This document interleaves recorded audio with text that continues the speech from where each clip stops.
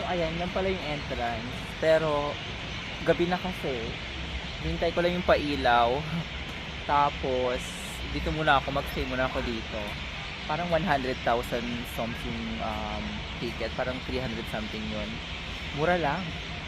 And yung mga local nagpapapicture sa akin, kinakausap ako kasi yung mga estudyante gustong matutong mag-English, yung mga ganun eksena. So parang kakaiba yung itsura ko dito. Parang ako nga lang yung Southeast Asian or Pinoy so far na nakita ko. Wala akong makitang Filipino pa dito sa Samarkand, Uzbekistan.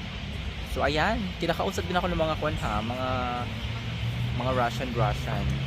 Pati yung pinagkainan ko talagang parang natutuwa sila. Hindi ko alam kung bakit. Hindi ko nga alam kung alam ba nilang trans ako. Pero feeling ko hindi. Sige mga misis, tambay muna ako. Hintayin ko yung pailaw. Parang 8 daw ata. May nakachika kasi akong taga Chile sa accommodation. Sinabi niya sa akin yun. So ayan, tumawag na sa akin yung may-ari ng accommodation ko sa Tajikistan, sa Marguzor, sa Seven Lakes. Kasi malayo siya and pahirapan yung transportation. Magbabayad ako ng 120 USD, pero 100 USD lang yung dala kong cash.